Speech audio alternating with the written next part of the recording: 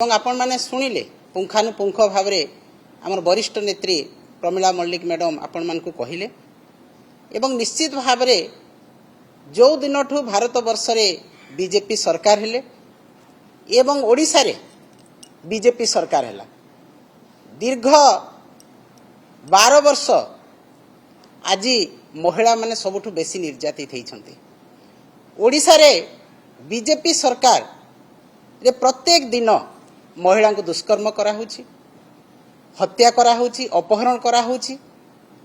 Office रे मध्य महिला सुरक्षित नुहंती, बेलाभूमि रे महिला सुरक्षित नुहंती, घरे महिला सुरक्षित नुहंती, कार्यालय रे महिला सुरक्षित नुहंती एवं महिला मानकर निर्यातना, महिला मानकर अत्याचार दिन को दिन असह्य हेबारे लागिछि। किंतु से महिला निर्यातना को सरकार तांकर गौरव बोली भाबुछंती, तांकर कृतित्व बोली भाबुछंती। आईन श्रृंखला संपूर्ण भाव में विपर्यस्त, महिला हिंसा दिन को दिन बढ़ी चली एवं ताकू नियंत्रण करिबारे सरकार संपूर्ण भाव में विफल होइछंती। ओडिशा रे किए महिला सशक्तिकरण पुरोधा होइछंती से होउछंती प्रभात पुरुष विजू पट्टनायक एवं आमर प्रिय नेता नवीन पट्टनायक महोदय। 33% रिजर्वेशन प्रभात पुरुष विजू पट्टनायक करथिले, 50% को बढ़ेले तांकर सुपुत्र नवीन पट्टनायक महोदय। महिला सशक्तिकरण रे ओडिशा भारत वर्ष रे उदाहरण सृष्टि करथिला, किंतु आज से महिला सशक्तिकरण आज नाही। आज महिला माने हिंसार शिकार होउछंती, दुष्कर्म शिकार होउछंती, हत्यार शिकार होउछंती एवं मुख्यमंत्री जिला जहा विरल कृतित्व हासिल करिछि अंतर्जातीय स्तर रे जे करला मुंडांकर शव जन आदिवासी महिला शव आज कंकाल प्रमाण करुछि जे मु मरी जाइछि बैंक को एवं तापरे जाई सेही प्रमाण आधार रे ताकू टंका मिलिबो। तांको भाई जीतू मुंडा चाली चाली की 4 किलोमीटर नेले एवं बैंक रु पुणी चाली चाली 4 किलोमीटर धरिकी कंकाल को आसिले। एही भलिया आज बीजेपी सरकार महिला सशक्तिकरण विरल कृतित्व हासिल करिसंती अंतर्जातीय स्तर रे भारत वर्ष रे। तेणु एही चरम उदासीनता महिला प्रति, चरम अवहेला महिला प्रति जहाँ आम स्पष्ट भाव में बारी पारुछु जे विधानसभा रे जो माननीय नवीन पट्टनायक महोदय नेतृत्व रे जो 2018 मसीह रे सर्वसम्मति क्रमे महिला को संरक्षण देवा पाई अनुमोदन करा हैतिला एवं लोकसभा रे मध्य आमर प्रिय नेता नवीन पट्टनायक नेतृत्व रे आमर 12 जन सांसद महिला संरक्षण बिल बा नारी शक्ति बंधन बिल को निशर्त रे समर्थन देइथिले, ताहा पारित हैतिला, अनुमोदन लाभ करथिला।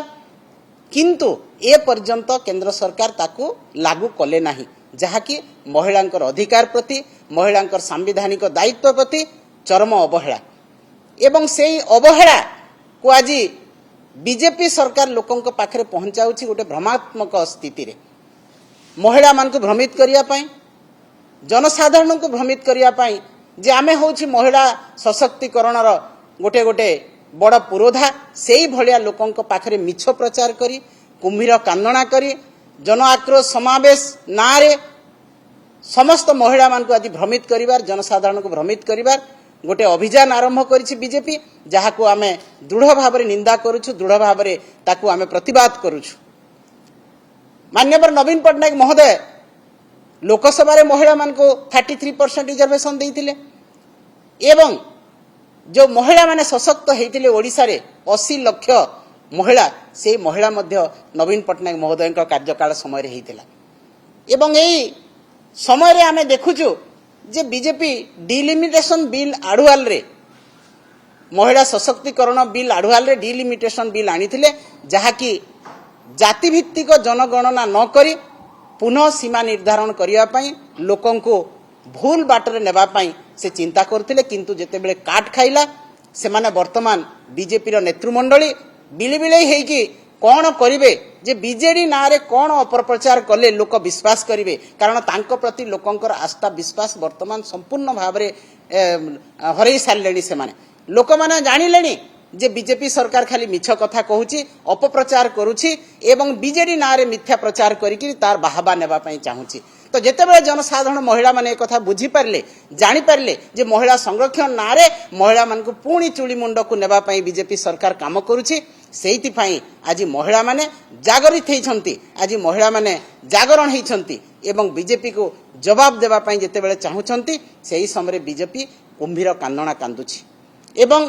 बीजेपी गोटे नीति है आमे भारत वर्ष रे विगत 12 वर्ष धरी देखिकी आसुछु गोटे नीति है झूठ बोलो जोर से बोलो बार बार बोलो एटा होची बीजेपी रो नीति मिछ कह बारंबार कह एवं से मिछ को सत प्रमाणित करिया पई जोरदार चेष्टा कर एटा होची बीजेपी रो नीति तेणु ए नीति को आमे भूल प्रमाणित करिवो ए नीति को लोकंक पाखकु नेबो जे एटा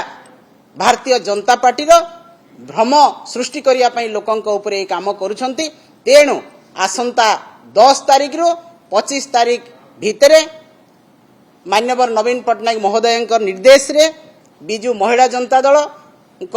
नेतृत्व रे आज महिला मानकर नेतृत्व रे सारा ओडिसा रे 147 निर्वाचन मंडली रे महिला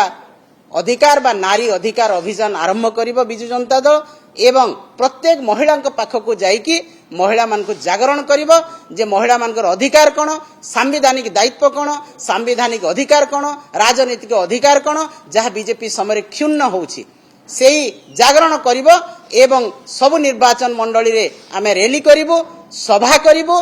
एवं महामहिम राष्ट्रपति जे ओडिसार झियो ओडिसार बहु से जने महिला से महिला जो आज हिंसार शिकार होउछि तार संवैधानिक अधिकार हरउछि तांको आमे दाबी पत्र देबो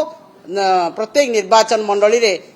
तहसीलदार जरिया रे बीडीओ जरिया रे किंबा जिल्ला रे जिल्लापाल माध्यम रे आमे दाबी पत्र देबो एवं महामहिम राष्ट्रपति को गुहारी करिबो जे ओडिसा रे आज एई भलिया स्थिति महिलांकर जे दिनु के दिन महिला हिंसार शिकार होउछंती प्रत्येक दिन 20 जन महिलांकर दुष्कर्म होउछि एवं महिला माने अपहरण हत्यार शिकार होउछंती आईन श्रृंखला विपर्यस्त हेछि एवं महिला संरक्षण बिल को पारित करा हेबा सत्वे